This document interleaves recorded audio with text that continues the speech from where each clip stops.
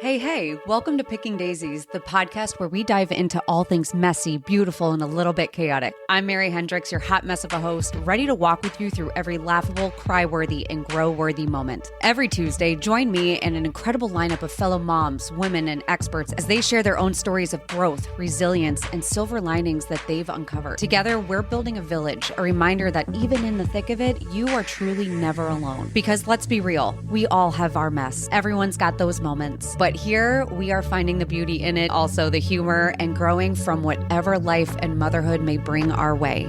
Welcome to Picking Daisies. Hi, Alexa. Hi, Picking Daisies. Having me. Hey, I'm so excited. Well, Alexa and I have had to try, I don't even know. I looked back at our message stream because we were originally supposed to do this on Friday, right? Yeah. But before then, I think we had tried to reschedule it like 3 different times prior because, I went through the plague.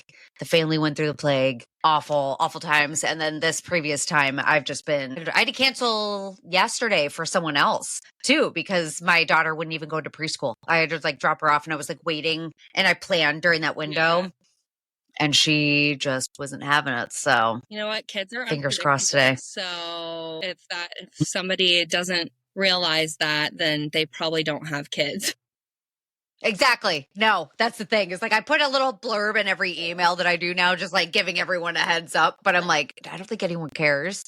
So anyway, we finally are making this happen. Long story short, and I have Alexa Martinez here, and I am going to have her introduce herself. I'm really excited because we are going to be talking about sleep and, well-being, and it's huge. It's a huge portion of all this that I think it's hard. It's complicated. Yeah, so it is. So I got my sleep training certification in 2021. I had my son in 19, and I thought that I had dealt with anxiety before having my son. And then when I had him, I was like, this is anxiety. Debilitating. I was having anxiety attacks all the time. I wasn't sleeping. He was a terrible sleeper, but even when he was sleeping, I was not sleeping. And so it was just, we were all a mess. And so dealt with postpartum depression, postpartum anxiety, and a lot of that was tied to sleep for me. And so once I actually I followed taking care of babies, which I liked, but I wanted to ask people, I wanted to ask questions because kids sleep is so nothing is cookie cutter with kids. No. Sleep. And so there were a lot of things that either he wasn't responding to or I didn't feel comfortable with, but I didn't know how to change things. I didn't know how to customize it for us. And so I ended up, it just took a lot longer and a lot of trial and error. But once he was sleeping through the night, it was this is I finally felt it truly took me 6 months to feel that connection with him. Because before that, I believe it. Just in survival mode. I did I know. I was wondering how other people everybody says that they just immediately connect with their baby, and it's just the greatest love they've ever felt. Something's wrong with me. I don't feel that. And so I can relate to that 1,000 times. We'll get into that further, but so that was really challenging. But once he was sleeping through the night, I was like, okay, I feel like now I can start enjoying him. I can start I started seeing little glimpses of myself again. So I decided that I wanted to help other moms feel the same way because I really liked taking care of babies. I really did. I don't want to say anything bad about it, but I wanted to help more one-on-one with moms. And so and I wanted it to be very mental health focused, taking care of mom. My business is called Mama Matters Too, because it is so important. Even when baby is sleeping, sometimes moms still are not sleeping. And so they're running themselves down. I'm the worst. I can report at that. It's almost impossible to sometimes get my body just to rest. Right. Because we are and this is a personal thing I'm dealing with in my own anxiety stuff. It's like a jitter. It's like an internal jitter because I have constant drive to just sit down that we're so used to a high. Yeah, I'm so used to having higher cortisol that I think I'm I'm trying to learn more about it because it's crazy, but moms are so at risk for it because we're constantly in such a fight or flight mode that everything just gets out of whack and it just can mess us up. But sleep is huge for regulating hormones and doing all those things that like it are big. leads into like basically every facet of your life. Like Yeah. literally, if you're not sleeping well, you can't function on any level well. So No. I Yeah. just got, you said like high cortisol. I just got an ultra human ring and it's Mhm. like, it shows you like stressed, stimulated, relaxed. And like every day it's like 50% stressed, 50% stimulated. I don't even want to 0 minutes know. I don't relaxed. even want to know. Yeah, I don't even want to know what mine would be. It's Even while awful. sleeping. I'm like, that's a problem. Yeah. I know. Yeah, it's crazy, but it's like you really learn about it. Like for me, well, I have PMDD and I've shared like my experience with like having that mental health journey, but with like anxiety and depression, like all of that just ties into it. But it's just like rest is like one of those things. Like I actually felt better after the whole plague that we went through, that why we had to cancel a million times. I actually felt great afterwards. And I was like, it's almost sad that it took like literally feeling like I was on my deathbed to just slow down and let my body rest. Like I think it just finally said enough. And it's not like I'm doing physical work, but like all of the thinking, the constant, literally, if your body is constantly thinking it's getting chased by a tiger, it's no different than if you're physically getting chased by a tiger. It's what your brain is telling you. So yeah, it's yeah. So Interesting. I ended up getting, so I got my sleep training certification, but I also ended up getting my postpartum doula certification. Nice. I was like, I don't really want to be a postpartum doula because this is going to sound so bad. I'm like, most postpartum doulas go to the house and they like hold baby while mom rests or whatever. And I'm like, I want to care for mom. Like, I love babies, but like, I have my own baby at home. I don't want to go to somebody else's house and like hold their baby. I love babies, but no, I want to care for mom first. And so, but I wanted to get that so that I could understand like postpartum hormones and like how to best support them and, you know, all the things. So I kind of took all of that and I have my master's degree in nutrition. I just like have all these little random pieces that kind of fit together now. In what I do. So it all came together. So yeah, I've been a full-time sleep consultant for a few years now. Started my business in 2022, but went full-time with it last year. So I love that. I love it. Yeah. Yeah. That's awesome. I had another sleep consultant on when I first started the podcast and we've stayed really close. And it's just, I love talking to everyone that does, because for the most part, everyone's pretty similar too. Like I found that most sleep consultants are very similar, but it's a hard topic. I'm sure you've probably gotten some heat for it because like, I know when I'm out of that phase, like for everyone here, my kids are, I don't think about sleep training anymore. Like I'm not thinking about that stuff. My kids, knock on wood, are pretty decent sleepers. I usually have, and when I say that, I'm still getting woken up. Like I still at least wake up once a night for a potty break, or like my youngest fell out of bed, like whatever it may be. It just may be something. But for the most part, they are very good at like going to bed, laying in their bed without me. I don't lay there with my kids. I love it. But I hear about parents that have to lay there for 2 hours with their kids, and nope, that will never be me. I'm no, same. You can't lay your head down. And one of my best friends, she lays in bed for sometimes 3 hours. And I'm like, and she's like, I just end up falling asleep. And I'm like, that's your whole evening. Night. And I love having that time after he goes to bed to just chill, to take a gummy, to do whatever. Yeah. You know? Whatever you want to do. But that's, same with me. Like and that's where I think it gets so hard, because it is hard. Like establishing, like I lightly trained my kids. Like I never followed I know taking care of babies was really big. Yeah. I think with my second. Yep. And I never got into it because how old is he? Is he 6? Will be in September. Yeah. In September? Yeah. Okay. Carson will be my son will be 6 in October. So they're like a month Yeah. So yeah, it was very, very big. It was everywhere. So that I felt like I remember hearing about it. I never did it, but I know that people raved about it mainly because it wasn't, I know from what I was told that there wasn't a lot of coddling because sleep training is very polarizing. Like it's a very polarizing. Anyone listening here, everyone has very strong feelings about it. Even I'm sure some of you listening right now, if you're hearing about it, like you're probably getting a pit in your stomach listening about it because for some people when they hear about sleep training, if they were to hear and like for me I did it based off of what my friends told me to do when I had my first, and my friends, whoever told me, did you put them to bed when they're like 6 months old or something, when you're ready, or I don't even know. It's funny how it feels like forever ago. 6 months is when and they're like, you put them down 5 minutes, wait, go back 5 minutes, 5 minutes, 5 minutes, 5 minutes, or something like that. And I was like, that worked with her. And I was like, cool, great. I moved the numbers and I was like, I waited 2 minutes outside the door and then 2 minutes. And like, I did my own thing and we just made it up on the go and it worked out. But I think it was so scary to talk to anyone about it because I didn't know who to talk to, because depending on who you talk to, some people are the pro. I had a friend that sleep trained her daughter. She had a daughter a year older than my firstborn, and she sat in the room for 2 weeks next to the crib in a chair and then slowly moved it back. And then till she was out of the room. And for like 2 weeks she did this. And I was like, no, I can't.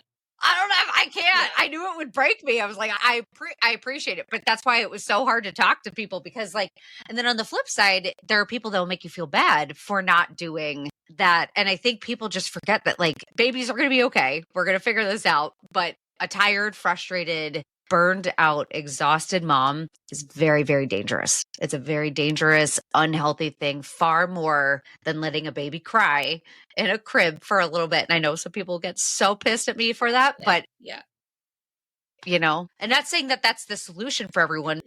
For someone right now, if you're a mom right now, maybe you had a really shitty night and you were about to lose it, and you just the choice was either to lose it or walk out of the room and close the door and let your baby cry.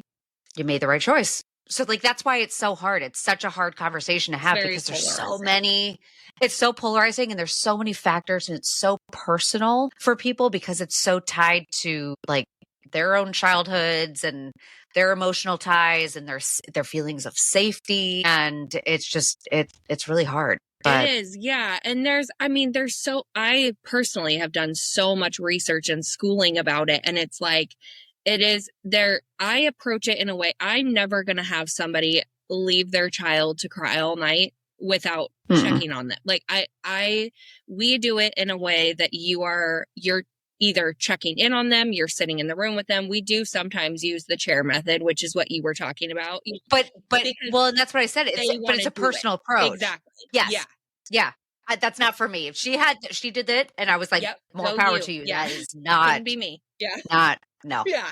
No. Yeah, we did not do that either. But I have plenty of parents that do, and that's what feels good for them. And that's how their baby responds, because some babies respond really poorly to leave and check, which is like kind of what you did. And so, so it's so personalized. And that's why I like doing it one-on-one with parents, because sometimes they've already tried sleep training and they're like, nothing works. I cannot and I have never, ever, ever had a client follow my plan and not seen success. Never in my 3 years. Yeah. And so if you're doing what you're supposed to be doing and making sure that it feels good for everyone, it's never going to feel great. It's never going to be fun. It's sleep training, but you're teaching your child a habit. Exactly. Like that's the biggest thing too, is like, I think we get very scared. I think parents of this generation right now, because everyone talks about trauma and everyone talks about like damage and we're all airing our frustrations. We have social media to finally do that. So now we're all in our heads about being like, we don't want to mess up our own kids. So I think we're all very sensitive, but like, crying is okay. Like everything's okay. Yeah. But I think we get so concerned about it where we've been doing it at our own expense. Like we're just Right. we're Like we're being the now martyr. Yeah. we're doing that, and we're not like, I'm such a firm believer that the things that we stress over is what creates the stressful outcome that you were freaking out about beforehand, where I'm like, moms are stressing out about like, not if we let our babies cry, we're damaging them in some way. They're not going to be emotionally tied to us. They're going to have a bonding issue. I don't know, whatever the fears may come. So you sacrifice yourself to a point that you get yourself so burned out because you were so exhausted. If one day you freak out on your kid, or you're depressed or you're anxious and you can't function and you're not your best self, that's, in my personal opinion, that's what's going to create the outcome that you imagine in the Yeah. first place. Yeah. I don't know. Yeah. That's I hard. agree with that. And I think that's why so much of this does like tie in with mental health and well-being. Like it just like if sleep, at least for me, sleep and my anxiety are best friends. Like they are just like go hand in hand. If I'm anxious, I'm not sleeping. If I'm not sleeping, I'm anxious. And so they just go together. And so that's why I want to address that with parents. Like, okay, what are you feeling anxious about with sleep training? And then I kind of combat that with truth and with science and the research that has been done with it. And I use this analogy, like if your baby was crying because they were in their car seat and they were pissed about being in their car seat, do you stop the car and get them out of their car seat? No. You leave. It's the worst thing in the world, though. Oh, it's you have to leave them in. It's the worst. I've been in that person. Yeah. But that's what sleep training is. Like, that's why sleep training sucks so much, because it's like I've been stuck in, I remember, I'll never forget it. My oldest, I remember she was 4 months old at the time we got stuck in traffic and she was hungry. Yeah. And I couldn't, but it was like in a position where I couldn't even pull over if I needed to like wait it out. We were going to be stuck. And she screamed and screamed and screamed. And I like instinctually just like, you just wanted to stop. Like, because your body's like, I can't do anything. Yeah. Like your body is like literally on fire mode because it's like, we can't, awful. But yeah, it's the worst. But I love that approach though. Like I love that you do that, because I feel like that's the thing that like all of this needs, that I think like with providers of any sort, whether like you're a sleep consultant, but like just anyone that's working with moms, we need this ability to let moms like just say the crazy shit, like say the crazy shit and we're all thinking the scary shit. We're all thinking it, but we have like, no one has ever given anyone like this grace to just like, I know for me, like my mom the other day, she took my kids to her house, and on her way back to her house, we live in like the rural part of New Jersey. It's windy and it's like a little snaky road, and like there's guardrails on one part that if you went off, you're going down, like whatever. It's totally safe. It's a safe road. I drive on it all the time, but I'm literally having these worst terrifying intrusive thoughts right now. And so I'm like panicking before, as I'm buckling my kids in, and my kids have gone over their time like time and time again. Like this is not a new thing for me, but for some reason that day it was just extra on top of my mind. And I remember saying this to my husband once. I just looked at my mom and I said, I have to tell you this, not because I don't trust you, but because my anxiety is making me tell you this. And then I did. And that's like what I just said there to my mom is the same thing that I've had to like say to my husband, because it's like created such like this animosity sometimes when like especially with a spouse, like if you have a slight anxiety, they're like, wait, you don't trust me? You're like, no, it's not that. It's just like something in my brain is going on. But because we feel uncomfortable, or we're afraid that like someone's going to take it personally or whatever, we get so afraid to say the crazy shit. And when we're with providers, we don't ask the questions that like would probably be an easy 1-2 thing. And like I always say it time and time again, like if you find someone that makes you feel stupid, turn around and like, they're not for you.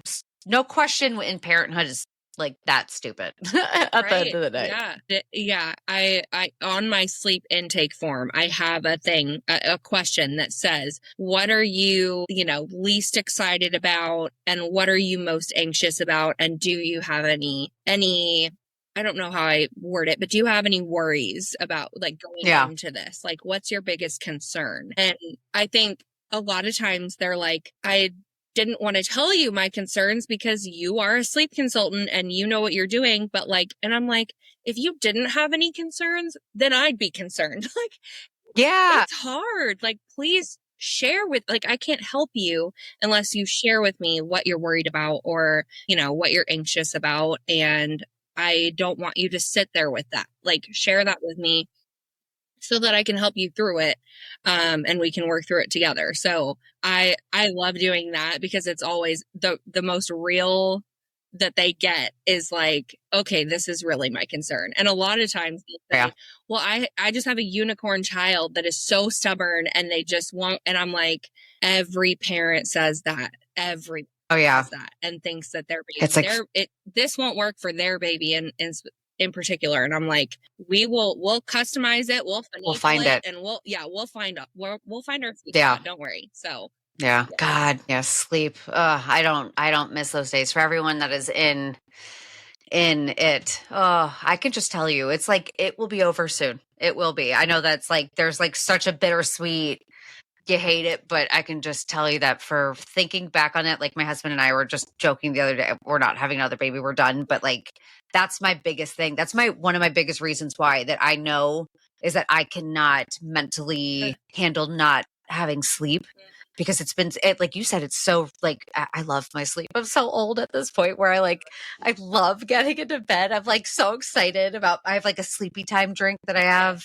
And I sit there and I put on my mask and I enjoy it.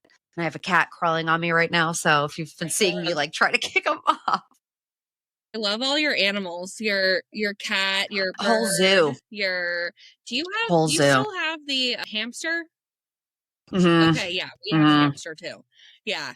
So, it's still kicking. He's escaped several times and been found. Ours did. And the poor thing was actually not like gone. It was like one of the kids must have taken him out. We have like this enclosure. Yeah. Taken him out, put him on top. And it was like just scooted back enough from the wall that he fell into the crack of the cage versus the wall. And he was being squished. And I found him. He was still alive. And I was like, everyone has a horrible hamster story where I was like, this was such a close one. I was like, oh my God, but he's good. I just warn my daughter all the time. I'm like, just fair warning, man. Like, he's probably going to die soon. Yeah. And she was like, why? And I'm like, because he hasn't come out. Like, I don't know how old he was when we bought him. I think they're only like 1 year to 3 years life expectancy. Yeah. Type of thing. And I was like, he's like sleeping all day. He sleeps all day. I don't see him come out at night.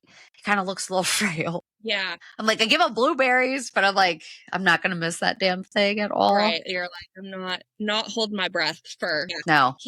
Wait, okay. So how many kids do you have again? Just one. Just one. Just one. Okay. All right. And I actually. How was that? So I knew I had a really terrible pregnancy. I had hyperemesis. And so I was sick and hospitalized and felt terrible during my pregnancy. And then I had a rough birth experience and then a really rough postpartum experience. And then I was telling you, I went through cancer last year. Yeah. And they found my cancer was, it was colorectal, but they found a, large polyp in my uterus. And they're like, I feel like if you're done having kids, like, I really feel like we should just take it out. And I'm like, yeah, I don't want to have to hold my breath about, waiting for that to turn into cancer too. So yeah, we're officially that is scary. Okay. Well, wait, how old are you? You gotta be my age, right? Okay, yeah, so you're a little bit younger than me, but that's crazy that you had at 30. Yeah, it was wild. How did that like we're having an everything conversation. Yeah. This is why I love my podcast, guys. Like you don't know what to expect. But what were your symptoms, if you don't mind me asking? No, not at all. I will shout from the rooftops. It is so I was having rectal bleeding. Like in my poop, I was having blood. So, and I've had so many friends and family be like, okay, wait, I have a little bit of bleeding sometimes. And I'm like, no, it was like a lot. Like it was like a lot. So please don't like hear this and be like, oh, I have a little bit of blood sometimes. Like you're fine. Yeah. You probably got a hemorrhoid. If you're a mom, you probably got a hemorrhoid. Exactly. Consider it. Keep it in mind. Right. Don't write it off. Hemorrhoids, and I got told by doctor after doctor that it was hemorrhoids and you're fine. And I was like, I really don't think it's hemorrhoids. Like I've had hemorrhoids in the past. And I don't feel like I have hemorrhoids right now. And so I finally found a doctor that was like, let's do a colonoscopy. And sure enough, I had 2 large tumors and they were aggressive. Oh my God. And so she got it all and I'm cancer free. But I'm like, everyone, like, fight. Oh my gosh, fight. Like I will never stop telling my No, Someone because will can you look at imagine me. if, Yeah, well, right. because it's not, I just was having a conversation with my doctor not too long ago when I was in for like a physical, and I had said to him, I was like, when should, because I knew that like I had an uncle that died of colon cancer when I was young. Yeah. He was 42. Wow. And so that was young too. But at the time, they had recommended like anyone at like starting 10 years younger than the age that someone died at Right. is when you should start getting screenings. That's for first blood. Right. What is that? Yeah, first generation By or blood. whatever. Yeah, first Yeah. generation. So he said it's not applicable to you. He said unless you have like symptoms of anything that we would be alarmed at. But he was saying, and he was a young guy too. He was like our age, but he was just saying when he was becoming a doctor or studying to become a doctor, the screenings and age for colon screenings and everything was like 65, and then it was 55. Now it's what, 45? Or I think he said it's about to be 45. He said he wouldn't doubt in the next. Yeah. If it's not, then it may be already. I think it is 45.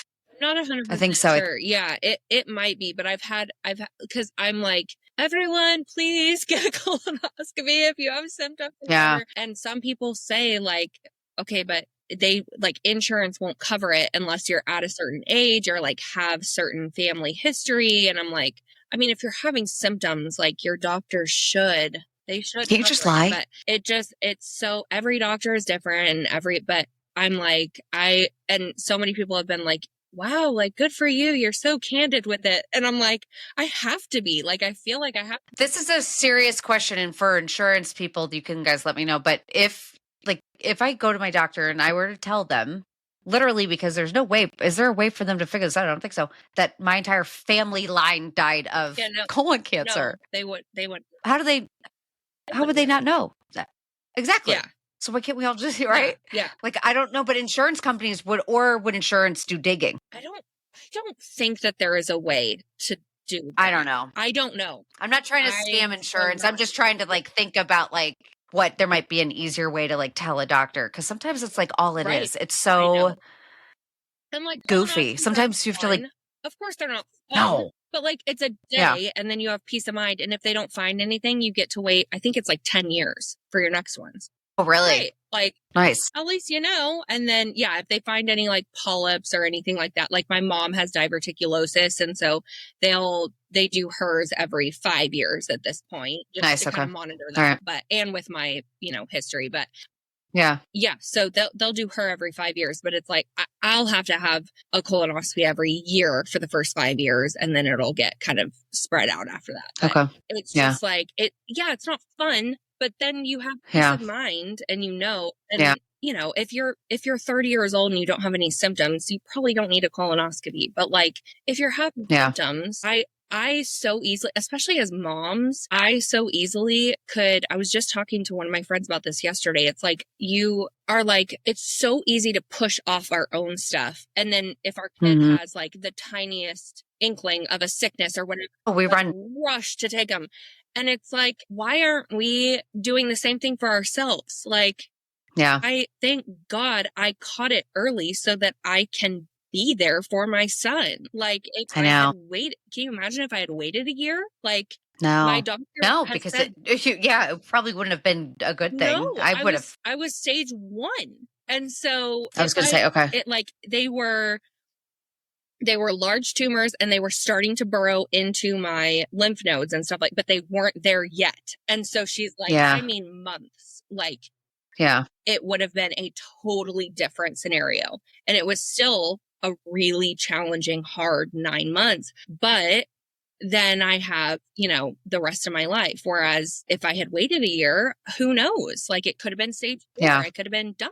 And so, it's just like, I am so, and I think we as moms need to, it's like putting your own oxygen mask on first. Like it's so important to it feels impossible to take the time out of your day to do a colonoscopy or to do even just a doctor's appointment, but it is so dang important. And I did ignore it for a few months, and I was told, like I said, I was told by several doctors, you're fine, you're fine, you're fine. And something just did not settle well in my gut. And so, if something feels off and something feels wrong, push for answers. Like you have to, because nobody else will do it for you. No, God, Yeah. that's so scary. What was like I thought about that before because like I have a family history of cancer and stuff like that where I've like cancer is terrifying. And I think about that a lot because compared to like my husband, I have a higher likelihood in my life to probably end up Same. with cancer of Yeah. some sort.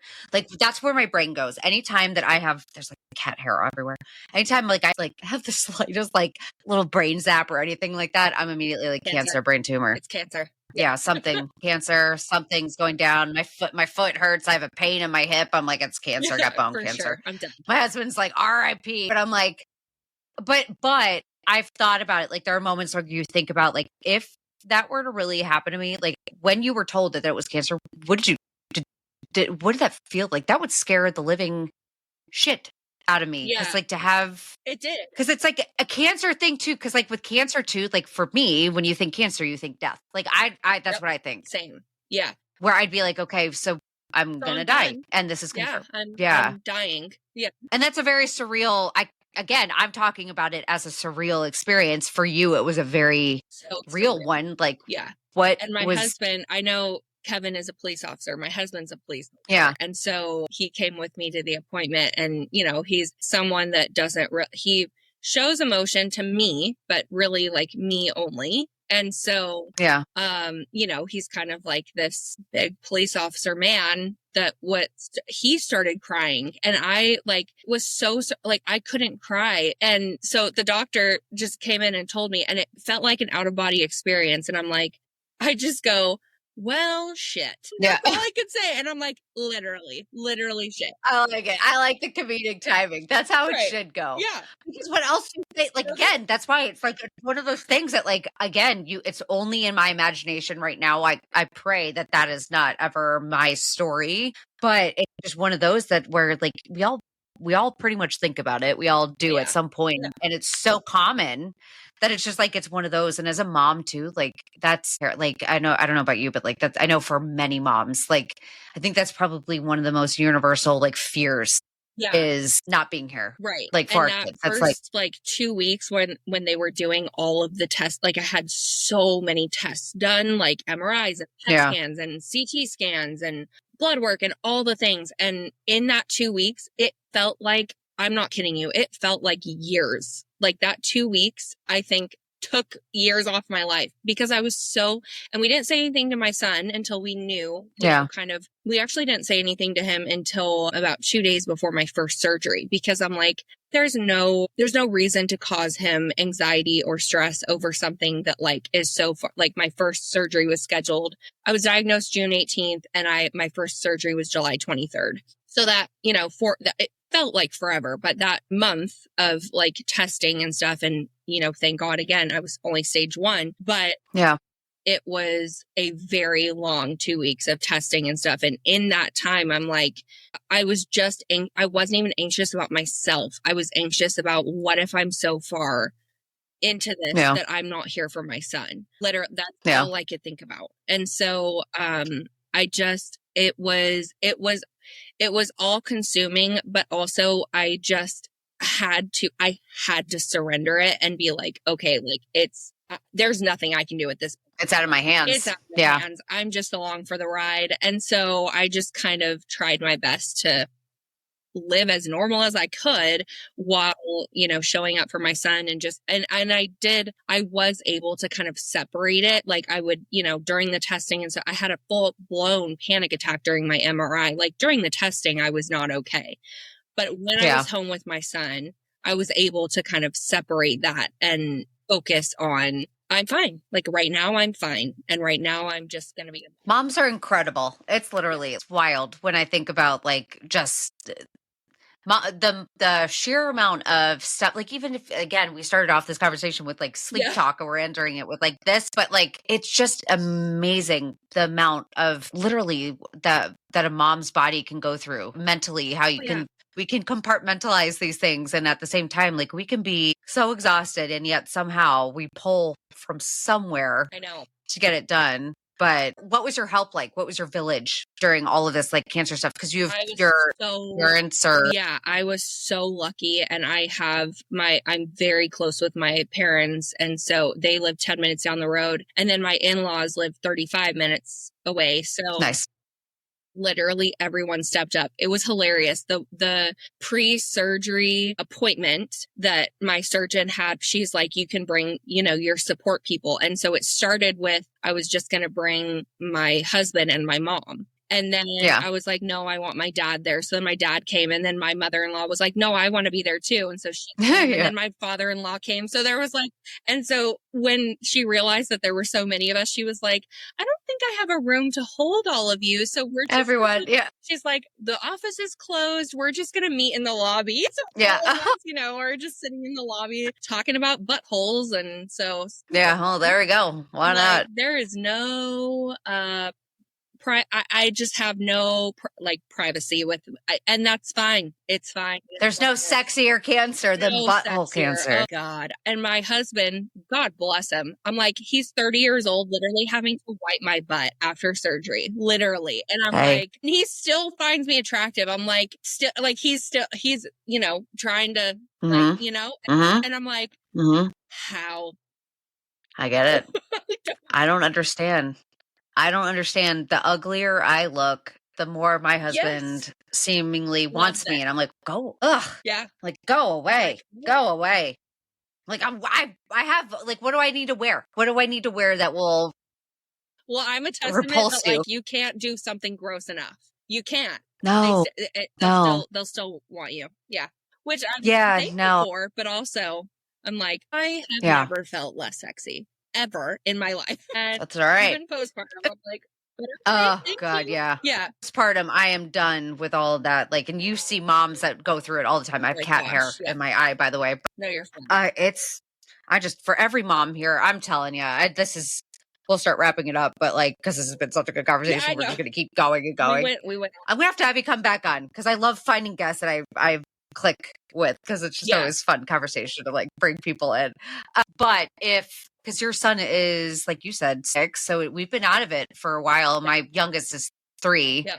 I can't imagine and it's just getting back into that. Yeah. No, but like the especially because, you work with sleep, and you work with, like, it's such a tremendous portion of, like, and it truly is. And I mean this, like, establish good sleep, make it a huge priority. Like, I would, whether you work with like Alexa or anyone, like if you're someone that really is like struggling, start there.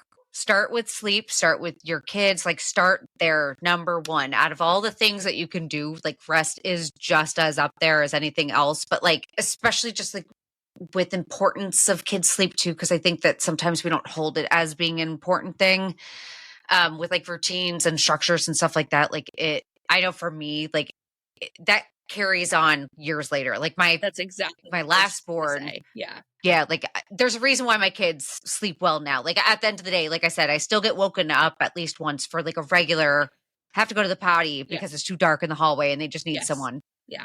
Like it's the simple things where I can literally just bring them, kiss them on the head, put them back to bed. Exactly. They know where I am. Right. And they're comfortable and they're confident. And I think that's why for me, like I love sleep training so much, not because we hear it in such a negative light. And it's really just teaching your child structure, because sleep is a habit. We all have I'm pretty sure all of us sitting here have pretty shitty sleep habits, because no adult doesn't at this point. But there's a reason why there are good ones and bad ones. And that's what you're just teaching your child. And it's just, again, it's going to carry into like nap time and like I remind the parents I work with that it's something you'll teach them once, and then they will have that skill forever. Like ever. Literally, because I have parents come to me with 8 and 9-year-olds, and I don't work with that age because I don't have experience with that personally so I refer them out to I work with up to age 6, and I don't want to do a disservice by taking on somebody that I can help. Yeah. And so there are kids that are 8 and 9 years old, and they're waking up all night, and it's because they never learned those basic foundation sleep habits and sleep hygiene, and it carries on with them. Just like we can't function without sleep, kids really can't. They're having to, in school or sports or whatever, they're having to use their little brains and bodies all day long, and they need rest. Like, a lot. They need rest. And so, my 5.5-year-old wakes up usually once a night, every night. And it's, usually he will just come into our room and just like literally check in on us. Like he just wants to, we're still there. Yeah. And then he'll just go Yeah. right back to sleep. It's wild. And people are Funny. like, you're a sleep consultant, and your son still wakes up. And I'm like, it's okay. Like he'll just come. But I do us too. Like that's and go back. yeah, I don't All of think us do. any Yeah. do. Everyone I wakes get up to at some pee at point. least Like I at don't night. Yeah. Yeah, it is what it is. But it's the ability to fall back asleep. Right. Like that's the thing. Yeah. Is like for me, if I wake up, there's nothing worse than when you get woken up and then you're laying there. Yeah. Like we've all had nights like that. That is just the worst. Yeah. But like I think for me, like with my kids, like my kids have had that too. My kids have woken up and they're like, we can't go back to sleep. But I can still tell them, lay in your bed and stare at the ceiling. Yeah. And eventually it will happen. Right. But like they're confident enough to lay there. And it's not always been easy. That's the thing. Is like there's ebbs and flows. Like we were just recently in it with my youngest because like she's 3. So she's been really good. She made the good transfer over to like the big curl bed, shockingly too. Like she's kind of just been, she calls the shots, but then she started to want to come into my bed. And then it was like, no. And then in the middle of the night, she would give me a fight. And like, I remember that with my son, like there's just like they go through she's going through like that's why she's upstairs freaking out right now is because she can't be without me. Yeah. It's like an attachment, a little bit of separation, anxious. Yeah. So it's like all developmental too. Like it's just sleep is so developmental, and it's just like about figuring out like what your kid's rhythm is, and then how to work around it and stay strong during it, because that's the hardest part. Yeah, it's so hard. Yeah. Just reminding yourself, you're teaching them a really good habit and foundation. Yeah. Habit and foundation. But like I said, like it's also going to carry into like, it's obviously good for them, but like I think about it too. And the reason why like I just tell people to try so hard to like get on either a good routine or a good structure with that stuff is you down the road, like that's nap time. If you're a stay-at-home mom, like I think about it, like I'm a stay-at-home mom. When my kids would both go down, if I can manage to get nap time and get like a good 2 hours block, oh my God, that mentally in my day did so much. Yeah. For me, just to have a little bit of quiet. Like it's even now, like my kids don't nap. My last stopped napping about like 3-4 months ago. Mm-hmm. She started like dropping it, but now I do afternoon quiet time. And I'm like, we do too. I'm like, everyone lays down. Yeah. Everyone needs it. I'm like, we're just going to build this habit in because everyone needs like a little relaxation. But like, yeah. But that would be my biggest thing is like, don't get crazy about it. Like because I never was crazy. Like sleep. I also am a big believer that kids need to be flexible, like of sleep, especially if you have multiple kids, like you need that. So don't get rigid about it. But like, and that's what I teach is like, get a foundation.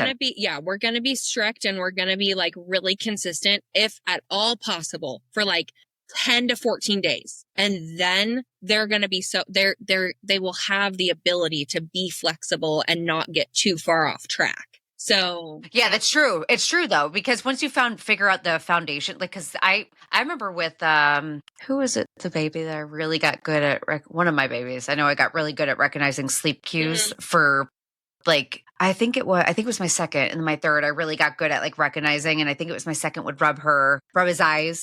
And I knew that was his cue before he would melt down and before like, and so that's when I would put him down to bed. You're able to and I was like, hey, once I see it, I was like, yeah. And once you figured it out, but like, I never learned it unless and I don't know who at the time I learned it from. It was a sleep consultant online. Like I never hired anyone. I never worked with anyone, but I remember just learning that little hack where I was like, and then but then once you learn it, then you can kind of figure it out if you're traveling and you can kind of like catch it as best you can. Yeah. You still have the basics that you can fall back. Yeah.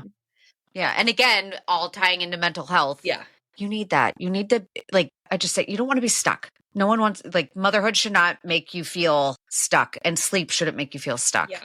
Because that's just the worst. Agreed. So yeah. And I have a free ebook that I'll send it to you, but I have okay. That just kind of it's only a few pages long, so it's not like overwhelming to read. I know I'm like, I want to put so much information in there, but I'm like, I have to remember my audience is tired moms. And I'm like, I have to make this as easily digestible as possible. Yeah.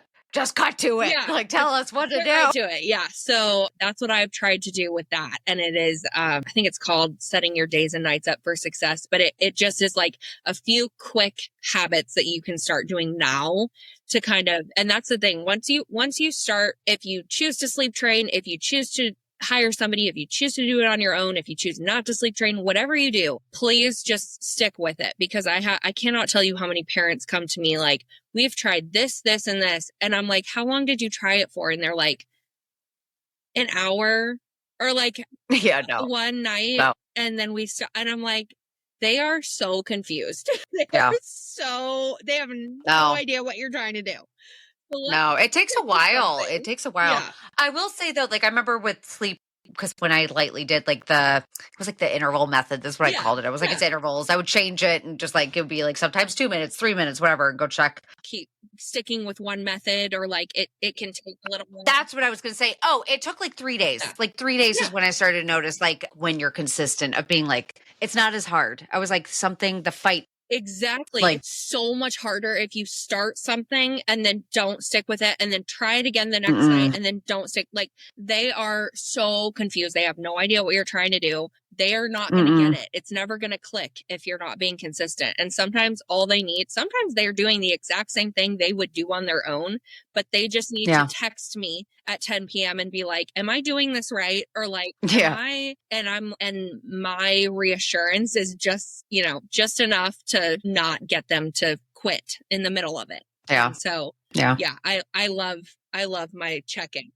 I love that. I love that you do that. And I love that there's like a support system like this, because I feel like when I had my first, it wasn't as new. I feel like the stuff has gotten better because of social media. It just wasn't as like readily available to like get help with that stuff. And it was there's a lot of shame too with getting it from like older generations. It's hard to like get help with like the postpartum stuff, because they're like, just do it, stop complaining type of thing, where I'm like, it's really hard. Yeah. Like, my grandmother has been on antidepressants since she had my mom, 50. Well, there you go. Ago. God, so good for her. But like, she is from the generation that was just like, suck it up. Like, sleep training wasn't a thing. Postpartum anxiety and depression wasn't really a thing. She just knew she felt terrible and on antidepressants, and she's been on them for 60 years. So there you go. Good for her. See? I know. I'm like, good for you. Yeah. Like, I love that. We need more of that. We need more of that. Yeah, because that generation is just like, you just leave them and it's hard. Let them cry. And it's like, yeah, well, and it's like, because you don't know what is the best approach, and I think there's just like there's so much, and at the same time too, on the flip side, there's so much accessible information now that I think it's just becoming very confusing for new parents. So too much information. All that we said, too much information. Yeah. All that we said is be picky with what. Filter your feed. Be very specific with like what you're surrounding your information in, and more importantly, everything should align with you. Like, you have a gut for a reason. Like, I think everyone says like that mommy gut. I don't always think it's 100%. It's not always like your intuition, like how you had an intuition that something was more with your cancer and stuff. Sometimes that stuff is wrong. Like, and I think it's just as important to honor it. You have to honor it. And I think that's how it gets better. You know that there is a way that you have found, like, that you have your own rhythm. Like, you can just say that we all have our own rhythm of like, there is something that fits well with our interactions with our kids, our family members that obviously don't match everyone else's, but it's our method, it's our way. Find which way is going to feel best with you. Like, your gut's going to agree. If your gut is automatically like raising red flags, make sure you're talking to someone like Alexa that can like, air them and figure out why you're having red flags. But if you're still feeling them and they don't feel good, no matter even if it's not a bad thing or not, then don't do it. Don't do it. Don't do it. All this has to feel good for you and feel confident in it too, because that's the hard part in new parenthood. Ugh, I don't miss it. I love you, new parents, but I'm so done. So done. I thought I would never say that too. Did you know that you wanted to have one? Not until I went through pregnancy. And so that's right. So before that, we always wanted 2 or 3. But then once everything was so challenging, I just remember sitting in the tub and I had just thrown up all over myself. And my husband was like helping clean me up. And I was like, I am never doing this again. If we want to have another one, we're adopting. So if right now we feel very complete and very done, but if there comes a time where we feel like we want another one, we'll adopt. I have 2 adopted siblings. And I know adoption is kind of, it's not without its hardships. Yeah. Sure. Yep. But I'm like, I can't do it again. So yeah, I knew. No, and I love that. I knew since. We don't hear about a lot of moms. Like, that's the thing, is like being a mom. Like, I talk to a lot of moms of multiple kids, and it's just, I personally love hearing when I hear mom that's like so honest about it too. Cause like, I think that's like such a self-aware thing. And I think it's important for moms to hear more of, because like, I love my kids. Like, I have my 3 and I love my 3, but I had them knowing, but I also am done and I'm not having any more. And that's why I'm like, for me, I'm like, everyone has a limit. There's no shame in whatever that limit is, but it's like some people I don't think want to admit it. And we stretch ourselves way too thin to a place where we're like, you know, everyone always says like, picture what you want around your table or what you want your table to look like.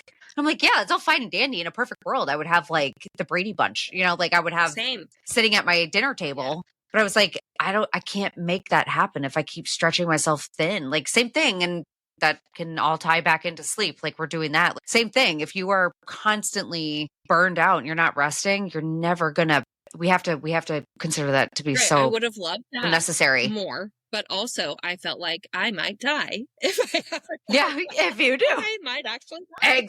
Well, that's another one I always say too. I'm like, would you be at the table? Because I'm like, what's your table going to look like? But I don't know if I want to sit there. Yeah.